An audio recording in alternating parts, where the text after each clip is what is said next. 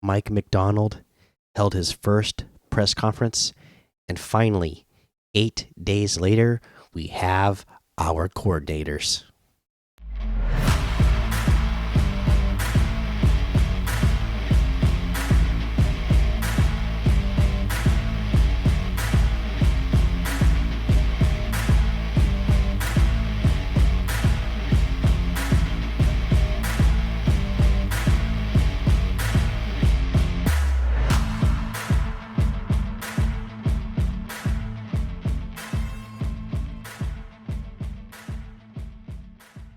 Welcome back to another episode of the Seattle Sports Show where we love Seattle pro sports. I'm your host, Mikey, and today we got big news. I mean, there's been just so much big news in Seattle sports lately, but today is huge because we've been waiting for this for over a week now. We have our offensive coordinator for the Seahawks hired. We hired our defensive coordinator a couple days ago. So our defensive and offensive coordinators positions have been filled for the Seahawks. We can really start to go into this rest of this offseason and start to imagine what this team is actually going to look like on Sundays next season, scheme wise. Again, there's still going to be a lot of roster decisions to be made in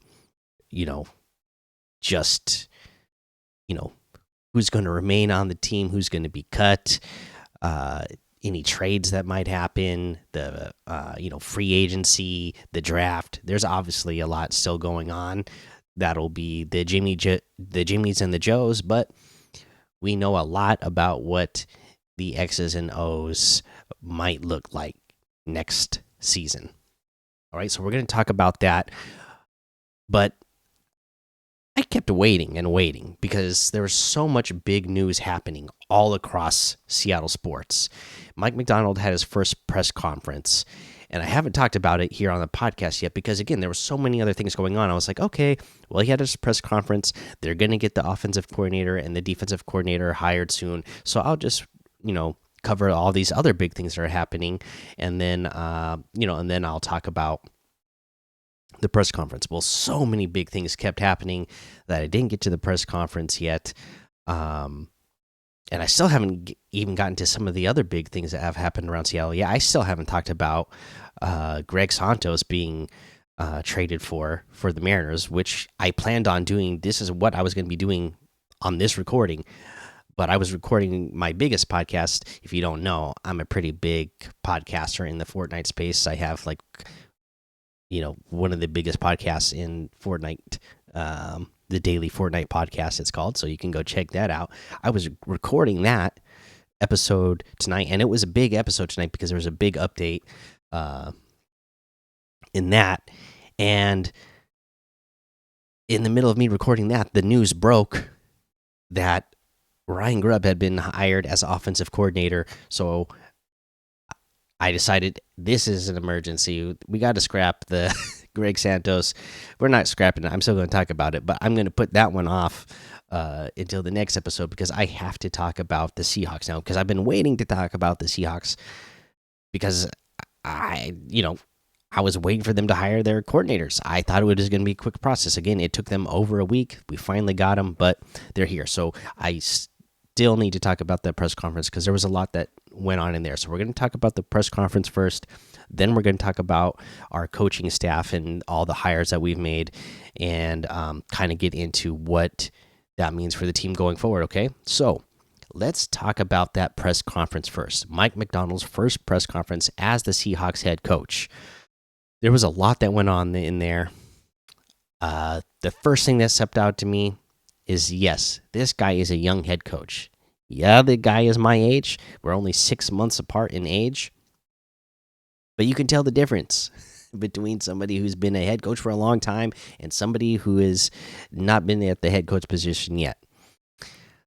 It again, anytime you're going off of a legendary head coach who had not seen many losing seasons, it's a little bit nerve wracking. I watched this press conference, and I see a lot of people out there that they were like pumped up by this press conference. I want to know how you uh, got that way, all right, or what you took out of this press conference that got you pumped up. I'm like, really excited about the X's and the O's that he can bring. And I am glad that during this press conference he said that he's going to call plays because I think he's a genius in that way. But I didn't come away from this like looking at it like like it's a Dan Campbell, right? Like you watch Dan Campbell's first press conference and you go, yes, I'm going to run through a wall for that guy. I am ready to go. Watching Mike Macdonald, I don't know necessarily if his personality is introvert, as I had been hearing the week up, leading up to his hire, but he's definitely, more reserved, that's for sure. And that, maybe that's nothing wrong with that. Right? If that's the way he is in press conferences, and if that's how he is with the media, who cares? If he can get in front of the team and motivate people, that's what's going to matter.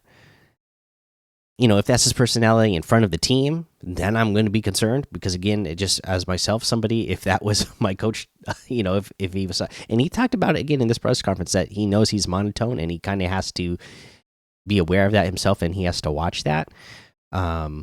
That's a little bit nervous. I mean, you got to motivate young men, and you got to motivate 53 young men. So hopefully he's going to be able to do that. But let's talk about what was actually said. There was a lot of stuff I actually did like in here. He did talk about the importance of people and players, and he said that was actually similar to the culture that they had in Baltimore, and that was one thing that made the Seahawks job attractive, is that he knew he was going to a place that had good culture, that actually cared about the people in the organization and the players in the organization. So I'm glad that he's understanding of that, and that's something that is important to him because, I think that is something that a head coach should think about. And again, I've just read so many books throughout my life from head coaches across all sports, but football's my favorite, so that's usually the ones I read about the most. And that's something, all the greats of all time, that is something that they think about and take time to,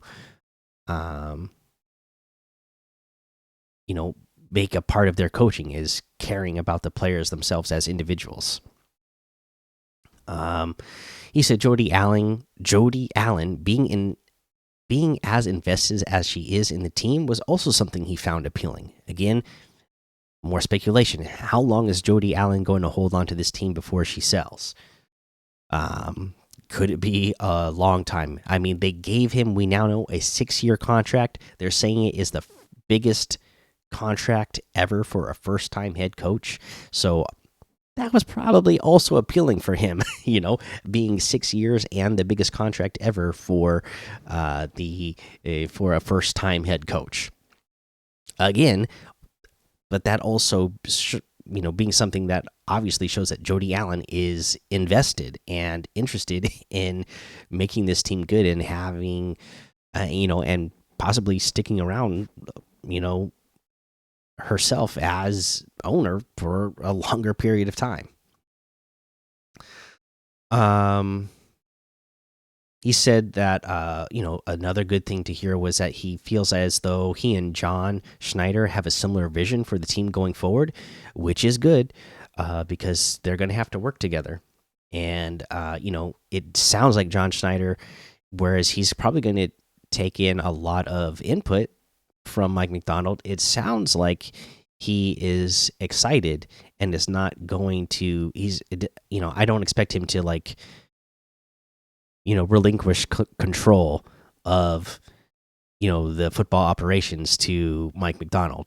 Like, John Schneider's been waiting for this for a long time. He's going to have control. So it's going to be important that they have the similar vision so that, we don't see what we saw with Mike Vrabel, where he's sitting there in the draft room, with the Titans waiting to see what's going to happen. And then he finds out there on the spot that they trade A.J. Brown away, and it was something he was obviously not, knew was coming. And he was obviously did not agree with that call. It sounds like, John and Mike should have a similar vision, and they'll probably work together well. And, hopefully it's not going to come to any sort of situation like that. Also think about, Harbaugh, right? Jim Harbaugh. I mean, also having to deal with things like that to where he, eventually, things blew up there with them with the 49ers, even though he was having so much success for, for a number of years, and could have kept them going before they got set back because of, issues between a head coach and a GM. Again, he did say that he is going to call plays on defense. So he will be calling the plays. And again, I think that is the thing he's going to be best at right now, because that's what he knows best. This is his first time being head coach. So I'm glad he's taking over those duties, because, everybody says he's the Sean McVay. He's the young genius of the defensive side of the ball when it comes to scheming, but also calling the plays. So I'm glad he's just not giving that up, if that's really the reason why we hired him. If that's his best asset, as he said, he's going to do it for as long as he feels he needs to, and then he'll hand it off to somebody when the timing is right, or if the person is right. But for now, I definitely think he needs to be, and I'm glad he is the person calling plays. He said in the press conference they had already been contacting coaches to bring in for the staff. Well, it's taken a while, but I guess they did their due diligence and whatnot, and finally got people hired. But I was thinking it was going to be a lot faster, but we got them, and I think they got the guys that they wanted. That they were really, wanting to get. And again, just hearing about how much of a genius he is with the X's and O's, he talked about how they're going to adjust the scheme as needed for the players that he has here, which is, again, a great thing to hear, that he's not going to be forcing a certain scheme. And it's not just like, well, my X's and O's that I came up with, and the way I do things is the best. He sounds like he's smart enough to know that, like, oh, I didn't invent these things. I have just tweaked them to be best for, the offenses that I'm going against in today's game. So he knows that if he needs to adjust things based on, the team that they're going against on a week-to-week basis, he can adjust the defense. If there's players on the team that, have certain weaknesses, he knows, hey, I just can't put him in this position because they're going to be, they're going to look weak in that position and fail. So, that was good to hear. After he had that press conference, it was a short press conference. It was only like 30 minutes. Then he went on Bump and Stacy on 710 ESPN and had an interview there, and just talked a little bit more about how, again, he knew a lot of people in Baltimore that knew people in Seattle in the organization, and they all, had high praise of the Seahawks organization. So that helped him, feel more comfortable about accepting this job. And he says in this interview that he's just going to be himself. He can't be anybody else. and I'm glad he understands that. Sometimes people get into a new position and they feel like, okay, well, I have to act the way this other person acted as a head coach. And that could be whether if he was, you know, could be anybody. It could be, he saw he's taken over for Pete Carroll. He's obviously coached with Jim Harbaugh, John Harbaugh. Okay, he knows he can't just be the way those guys are. He's going to be himself. But like he said, he knows he can be monotone, and it's going to be something that he has to watch. So hopefully he can have somebody coaching him up on that as well. But he cares and he values the players, and he works hard to make sure that that comes across to his players, that he cares about them and that he values them. He said that it was a surprise to him, actually, during the press conference that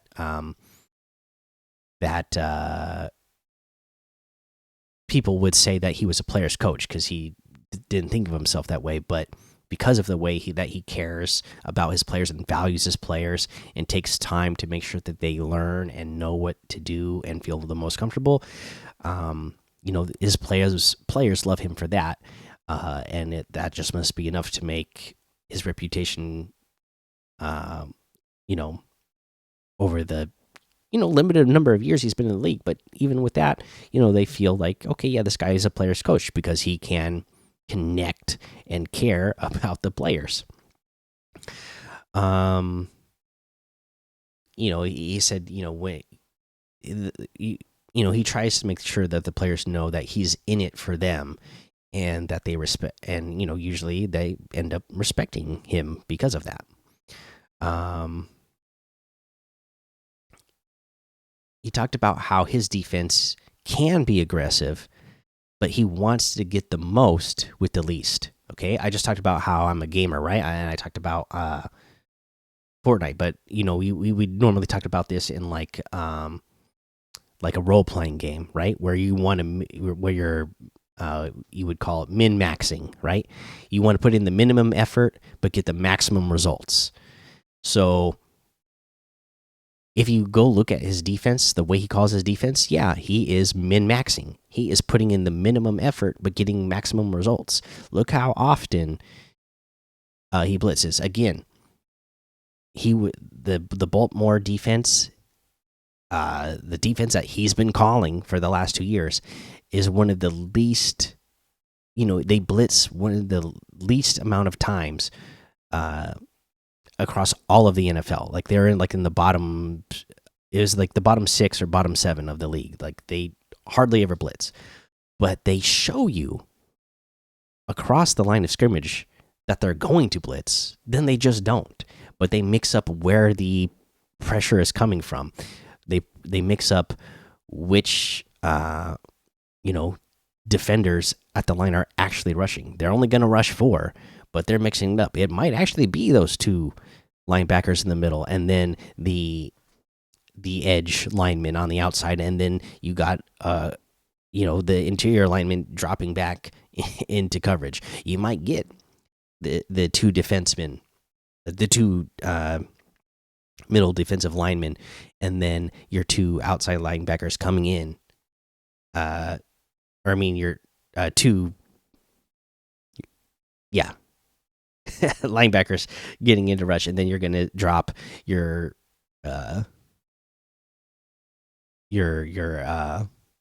outside lineman, or you're just putting 6 people up there on the line of scrimmage, and then you just rush normally with your 4 linemen. But because you've shown so many different looks, they don't know what to expect. And you can just keep rushing 4, and because the offensive line of the opponent is so confused of where the pressure is coming from, and the quarterback is so confused over who's actually dropping back in coverage and who's rushing, everybody's confused. Nobody knows where the pressure is coming from. You're able to get, you're able to be the #1 sack leader and pressure rate in all of the NFL with just rushing 4 a majority of the time. So, like you said, getting that, getting the most with the least. And again, this is something I love to hear him say. He said that his job is to teach the players how and why. That is so important. Again, I think when he was talking about how he values the players and makes sure that he cares, and that they know he's in it for them, teaching them what they're supposed to be doing, the how and the why.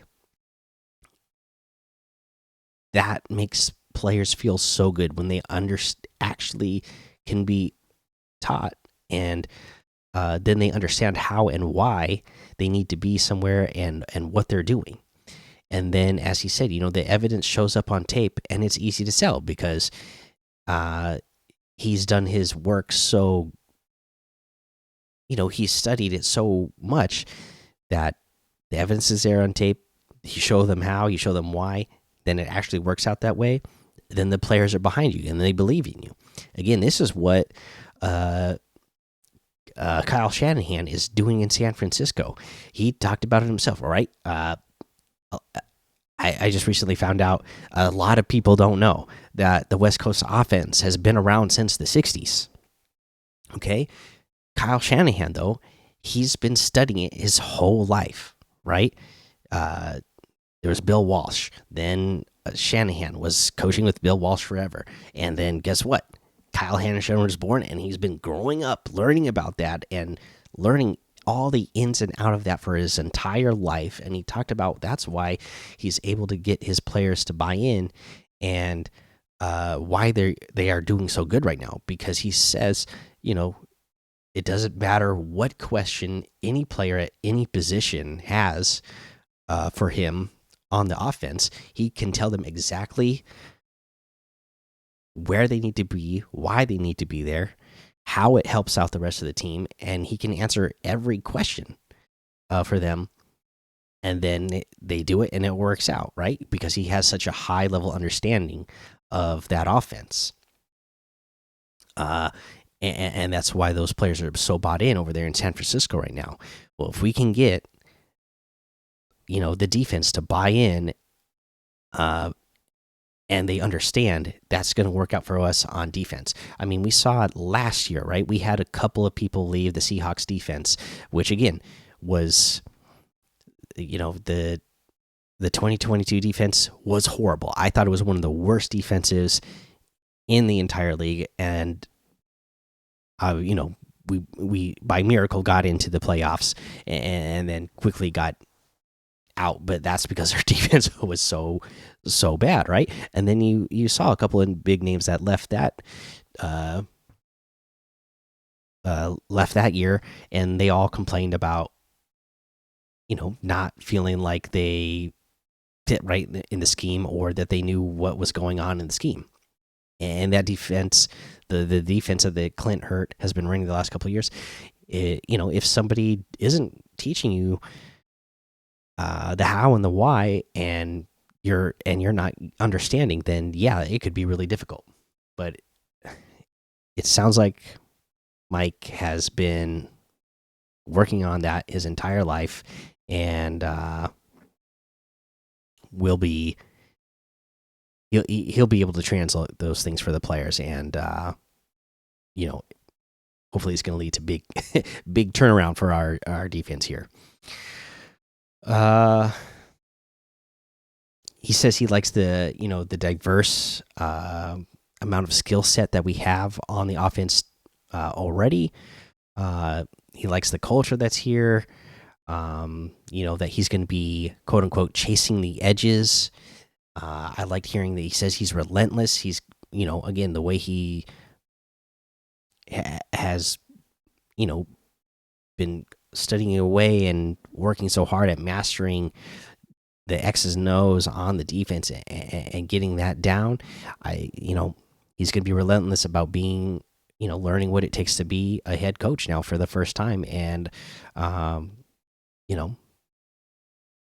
getting on those players and making sure that everybody's doing what they're supposed to do. So, I'm confident in that. It seems like he knows and has the work ethic that it's going to take. So we'll just see how it plays out with his personality and his first time being in the position.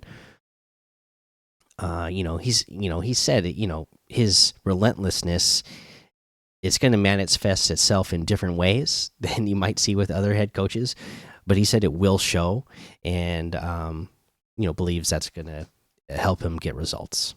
So there you go. There was his press conference and interview that happened right after. Again, I mean, he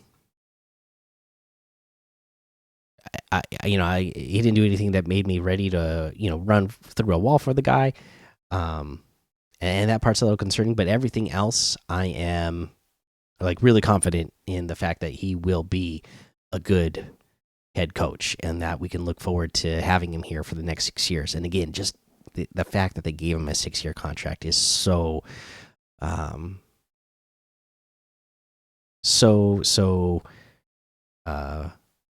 satisfying to know that that's what they're doing. It makes you feel good that they're actually have belief in this guy and will give him the time. Again, when Dan Campbell was hired in the Lions, one of my co-workers is a big Lions fan. He's like, oh, we're hiring a tight ends coach. But it's like, oh, this guy's been an interim head coach before because that team liked him so much. He's got a great personality, and they're giving him 6 years to build his vision. So you got to feel confident in that. So I'm feeling confident in the fact that, again, they gave Mike Macdonald 6 years. So that means they believe in his vision, and they're going to give him time to build what his vision is. And then, hopefully he's able to succeed, and then that makes the team succeed. All right. So again, there's a press conference. Let's actually talk about those hires now. Okay. So the first hire since then was actually Leslie Frazier, hired as an assistant head coach, and this was a great hire. They've worked together for a year in Baltimore. Leslie Frazier, I think, is a great coach throughout his entire career.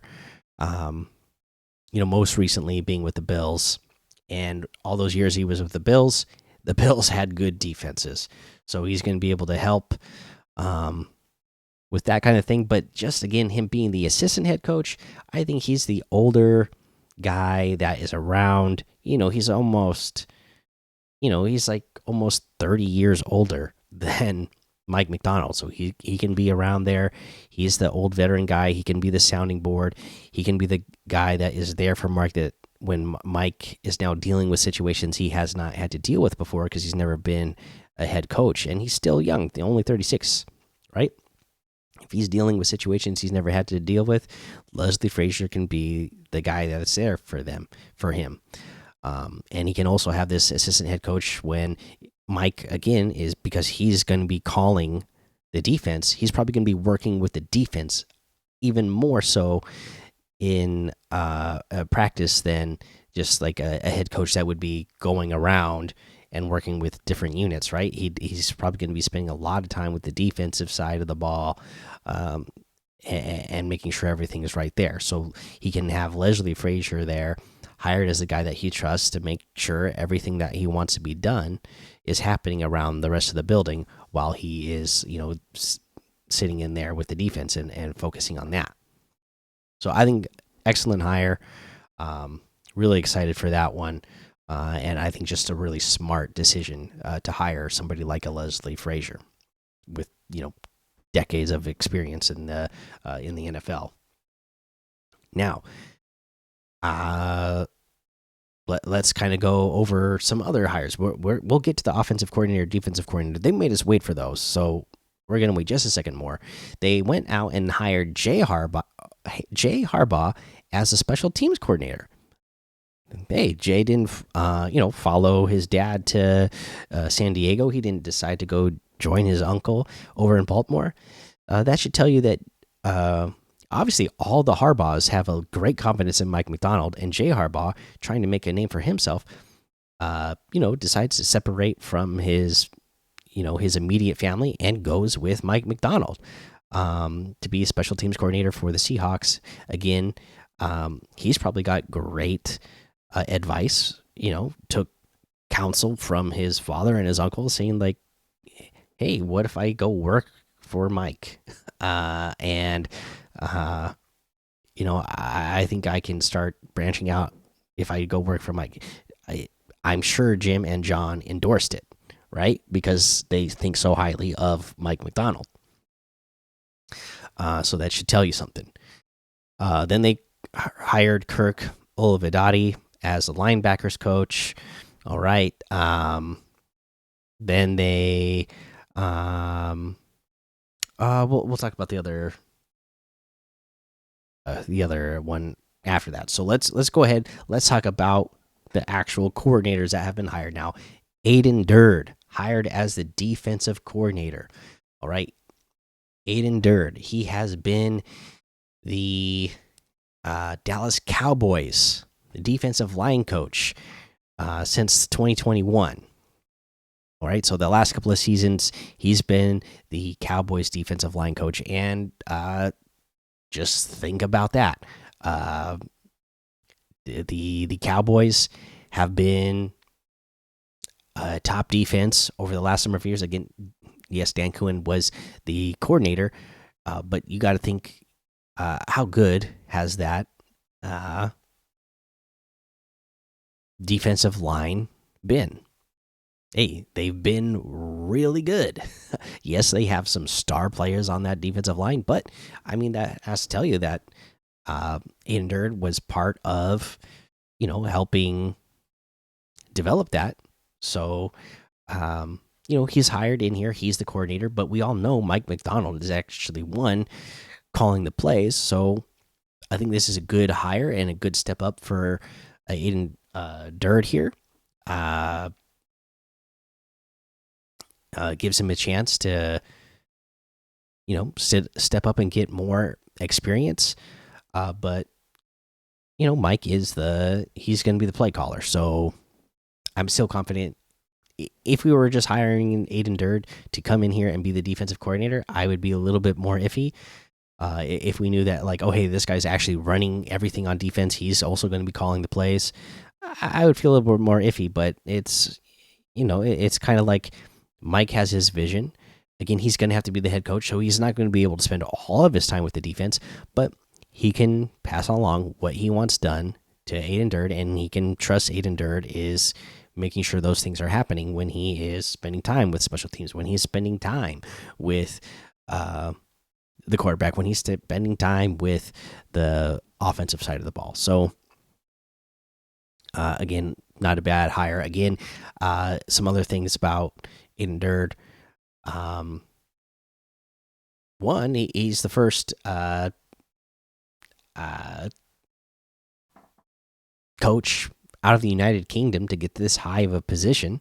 So, congratulations to him for that. And that's exciting. He's been working in Dallas and worked with Dan Quinn, and you have to respect Dan Quinn and what he does. And Dan Quinn thinks highly of him because Dan Quinn hired him on to the staff when Dan Quinn was a head coach for the Falcons. He hired Durd there to be a quality control coach, and then obviously when Quinn went to the Dallas Cowboys, he hired him there to be the line coach. So again, when you see that a coach that you respect really thinks highly and respects up and coming coach, it makes you feel more confident about them. So I feel comfortable that Durd will be able to get done whatever Mike Macdonald wants him to get done. Okay, so that happened, and now the exciting one that we've been waiting for even longer now, that the news just broke while I was recording another podcast. Ryan Grubb has been hired as the offensive coordinator. So we don't have to worry about Husky fans getting mad now. We heard Chip Kelly was in here for an interview. He was in the building. People were feeling like there was a good chance he was going to get hired, and Husky fans were losing their minds. Like, it shouldn't matter. He coached at Oregon. It's been 10 years since that happened. He's a great mind, right? Who cares? But now Husky fans can rejoice and be happy because Ryan Grubb, the guy that just was at a press conference for Alabama the other day and said that he was going to follow Kalen DeBoer over there and be the offensive coordinator there. Now, just a couple days later, it has now been announced that Ryan Grubb, this was first reported by Adam Schefter, I saw anyways, that yes, Ryan Grubb is being hired as the Seahawks' new offensive coordinator. And I'm still excited for this. Either way, I thought the two choices that we had were great choices, or the two choices that I heard that were the top choices, Chip Kelly and Ryan Grubb. They're kind of different styles, but I thought they were both great. I think Chip Kelly still got a great mind, still innovative, pounds the ball, runs a lot, and you got to love that. And the way that his scheme usually creates space for runners, which I think would have been great for somebody like a Kenneth Walker III, and obviously was great for Zach Charbonnet because Zach Charbonnet was at UCLA under Chip Kelly and was great there. Right? So now we're getting Ryan Grubb. Again, like I say, quite different. Okay, so Ryan Grubb, he has been the offensive coordinator for the Huskies the last couple of years. And I mean, since they came to the Huskies 2 years ago, I mean, they completely overhauled that team and turned that team into something good because the Huskies weren't good before. It was because of Kalen DeBoer and Ryan Grubb, what they were able to build on offense that got this team to where they were and got them to the national championship this year, leading the nation in passing yards per game, leading first downs per game and third down percentage, placing second in total offense and seventh in scoring. So I mean, the guy can get it done. He can get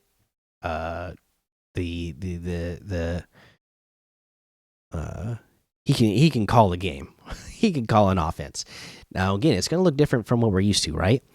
What have we been complaining about the last number of years? We got to get back to pounding the ball. We got to get back to running the rock. That's not going to happen. Ryan Grubb does not run a balanced offense. Okay, this is not going to be Pete Carroll. This is not going to be Chip Kelly. I know Chip Kelly. A lot of people they look at that offense because it's a lot of run pass option.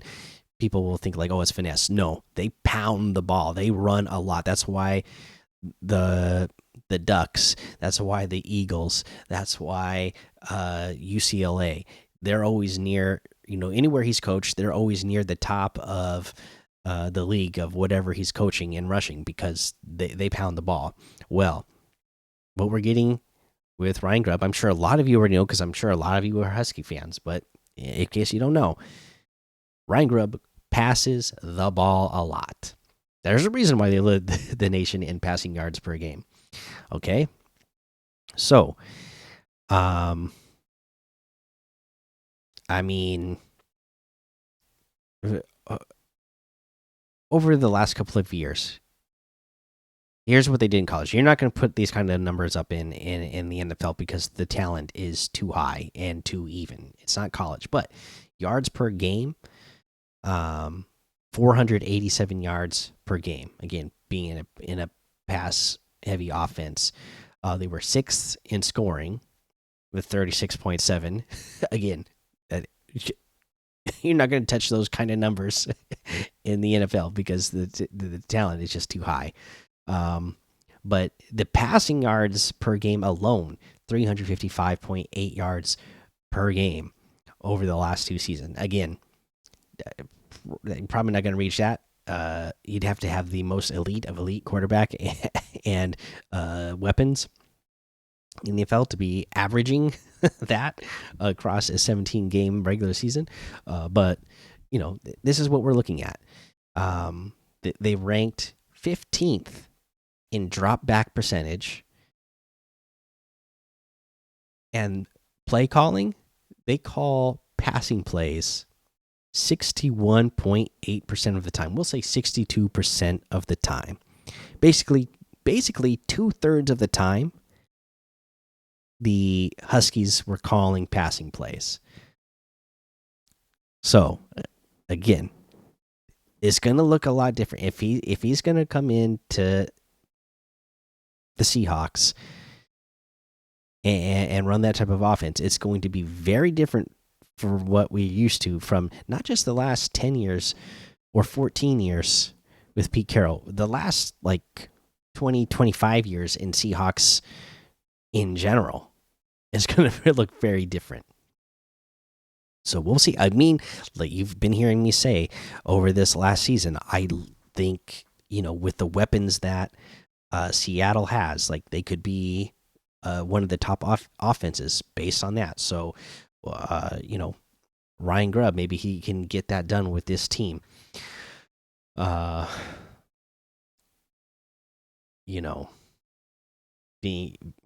Having a DK, a Tyler Lockett, a JSN, having Canine and Charbonnet at his disposal.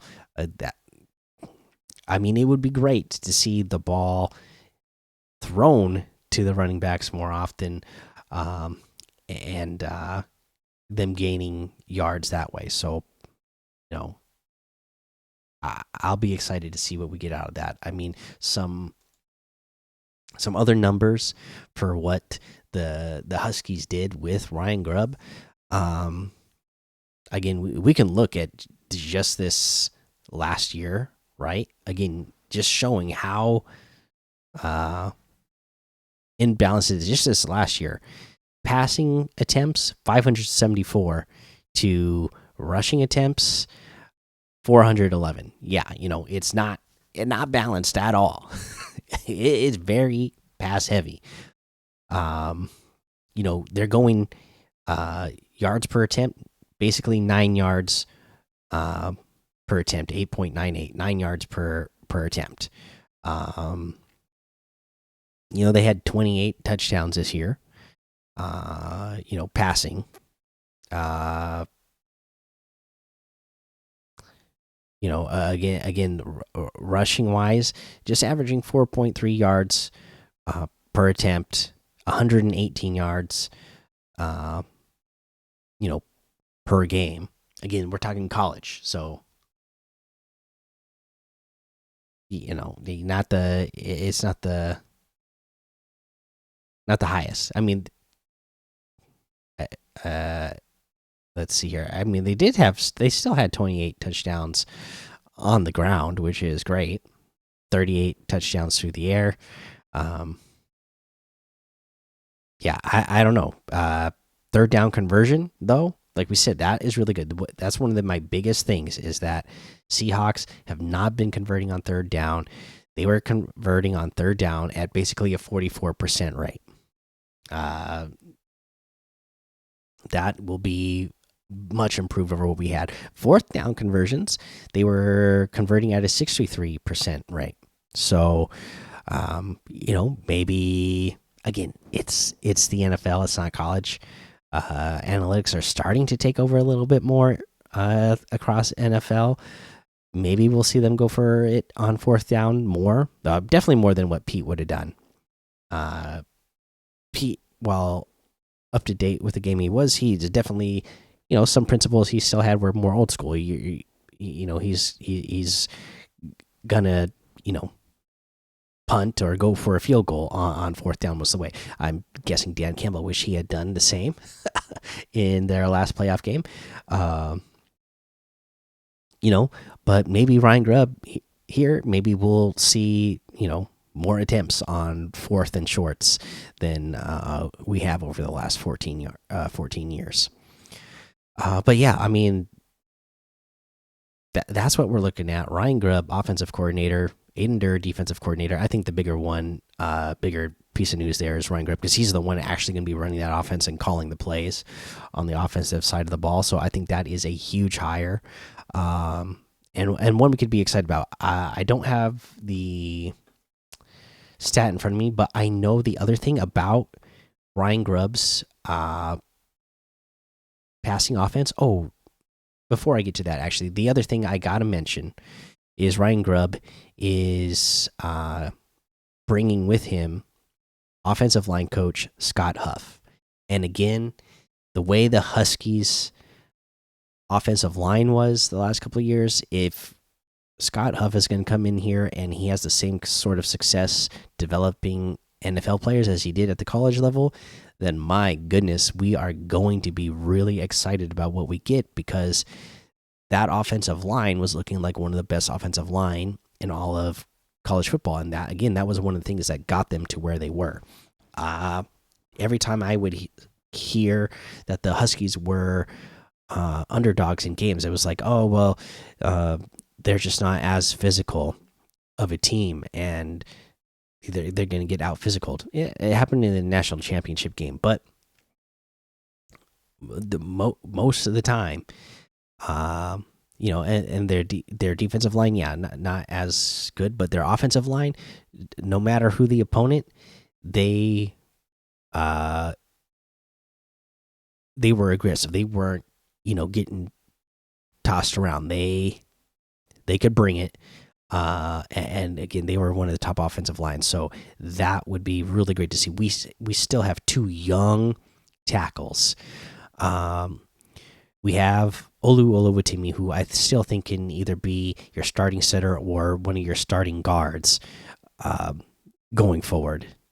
This will only be his second year, and he will be developing. So I think that is Ryan Grubb alone is a great hire just for being able, knowing that he's bringing that offensive line coach with him. That alone is worth it. But then the X's and O's, I think, is going to be good. Again, it's going to be pass heavy, but one of the things I was going to mention that I really like about Ryan Grubb's offense is in today's game, you gotta motion, you gotta confuse the defense, what they're doing. Again, look at what Shane Waldron's been doing here the last couple of years, and you must have seen by now the JSN comments or lack of comments when asked about Shane Waldron and what he thought of Shane Waldron as offensive coordinator.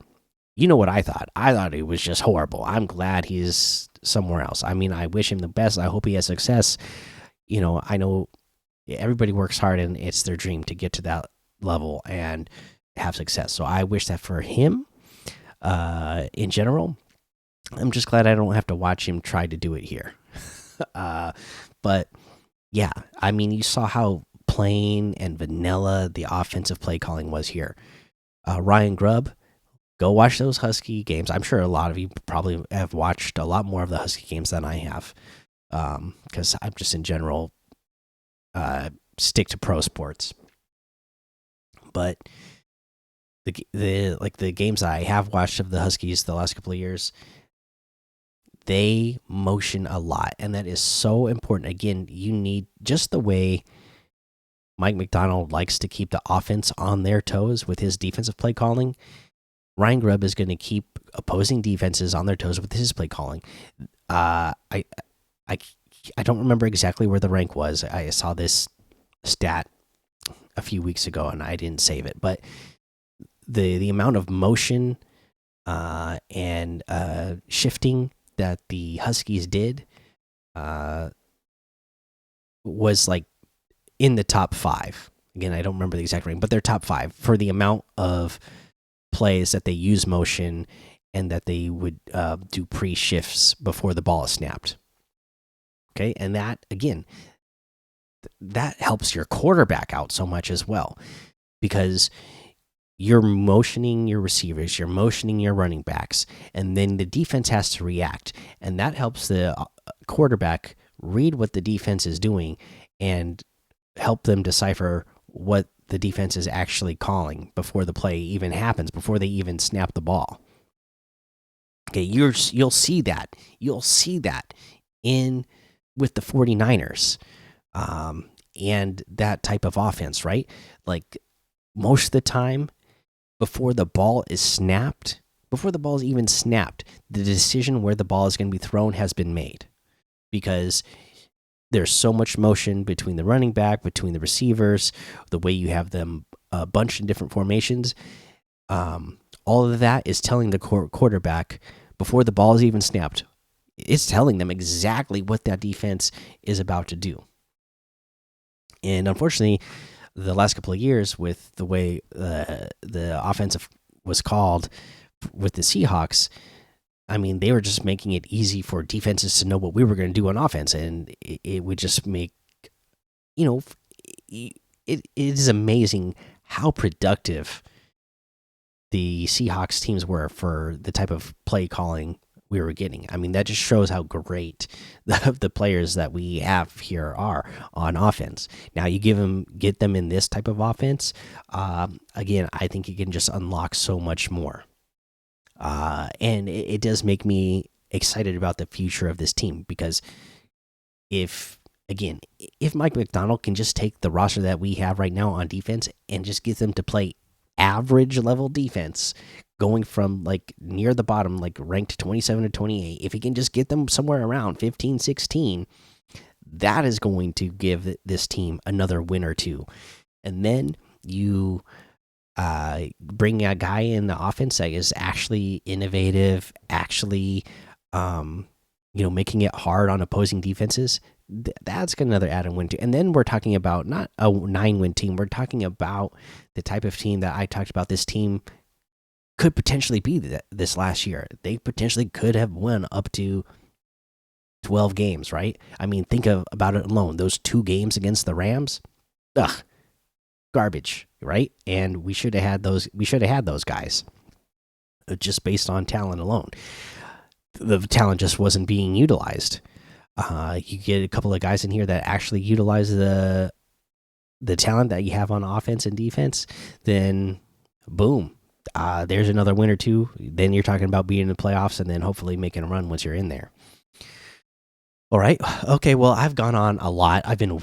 Because I've been waiting to talk about this for a long time. I've been waiting to talk about that press conference. I've been waiting for them to actually hire, and now I get to talk about it. So, long episode here. And again, football is still my favorite sport, so it's usually the one I'll probably go the longest on because I know the most about it, and it's the one I'm most passionate about. But there you go. There's your Seahawks.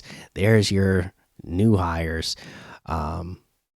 And I think we can start being excited about this team. There's a lot that we're going to start finding out over the next week. They got to make a decision on Geno, and what they're going to do with his contract. And then we're going to start figuring out what they're going to do with a lot of contracts after that. I think Geno will be the first on the board. They hired Ryan Grubb as the offensive coordinator. I've been saying for the last 2 years that I really like Michael Penix. Does this increase their, odds of, or their interest in drafting a Michael Penix?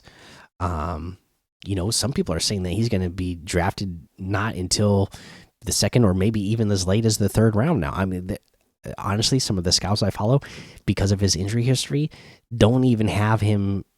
They list him as not draftable because of the injury history. I think that is bogus. I think Michael Penix is a top 15 pick easily, just based on production. Does he have injury history in his past? Is he one of the oldest quarterbacks coming out of college this year? Yeah, sure. But you can't deny the talent that's there.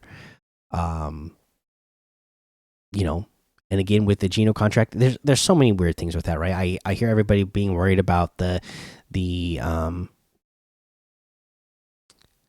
guarantee that is going to happen if they don't make a decision, 5 days after the Super Bowl, then that base salary becomes fully guaranteed. Well, that's not necessarily a bad thing if they do hold on to him, because they could trade him if they decide, hey, we are going with somebody to, we are drafting a quarterback in the 1st round that we want to go with right away, like Michael Penix, or potentially, somebody like a JJ Wright, or I said JJ Wright, JJ McCarthy. Because again, Mike Macdonald, he's got his connection to Michigan, was there when JJ McCarthy was a true freshman. So, and Jim Harbaugh keeps like throwing it out there. He thinks that he should be the #1 quarterback overall. If they decide to go with one of those guys and they're really going to draft him in the middle of the first round and want them to be the starter right away, you could trade Geno. A lot of people say, why would anybody want to trade Geno? Look around what's happening in the NFL. Just look over the production of the last 2 years. Who's more, who do you want more? Do you want Baker Mayfield or Geno Smith? Geno Smith, he's going to have that 12 million base salary, and then he'll have the other salary that goes against the salary cap. So he's going to be like 21 point something against the salary cap, right? So he'll have that 12 million base guarantee. Okay. Do you think a team would like to trade for Geno Smith rather than having to pay? I saw that I think Baker Mayfield's asking for 45 million a year. If you can get Geno Smith for 12.1 million a year, do you think a team might want to do that instead and trade just trade a draft pick, like a mid-round draft pick for that? I think it's very possible that a team would do that and would like to take on that contract, because the way contracts are written out, right? If the Seahawks, even if they do hold on to him after the deadline where it was to cut him and hit that base salary becomes guaranteed, and there will still be like another like 10 million that goes against the Seahawks cap. But if they did trade him, then the rest of that cap, that guarantee, that's going over to the other team, and then that opens up that space on your cap. So just a lot of possibilities, with the way they can do things with Geno Smith and that like really team friendly contract that they have him on. It'll be really interesting to see. Again, it's only a week away. Over the next week, we're going to figure out what their decisions on Geno. It's going to be really interesting to see, what they do with that. Okay.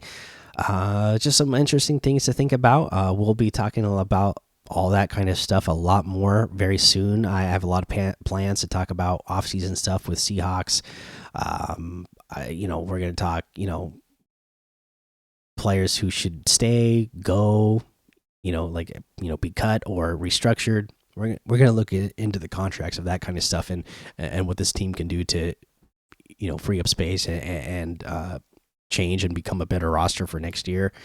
I'm going to do some mock draft things, not covering other people's mock drafts, but just do some of my own mock drafts that I think I have a fun idea for doing them. So we'll be doing that. I love the draft every year, so it's going to be fun for me. Hopefully it'll be fun for you guys when we do that. But yeah, that's that's what we got coming up in the future, and that's going to be it for this episode. Let me know what you think of these hires. What did you think about the hire for Aiden Durd when you heard that one? Were you did you think it was a wrong choice? Did you think it was the right choice, or were you just like, okay, that's a choice? And then Ryan Grubb, same thing. Were you excited? Were you bummed? Were you neutral? I bet a lot of you are excited, because I know a lot of you are Husky fans and you're excited to get the Husky coordinator in here. But let me know actually how you felt, because I know the people, everybody's got different thoughts, and I love to hear them all. All right, that is going to be the episode. So thank you so much for listening. Please hit the like button, subscribe, leave those comments, please. If you're listening on the podcast version, please hit follow or subscribe and rate and review. That all helps out the show. And again, thanks for listening to the Seattle Sports Show, where we watch legends awaken. So take cover, because with the sea of sound, you will see us rise to reign supreme and win forever.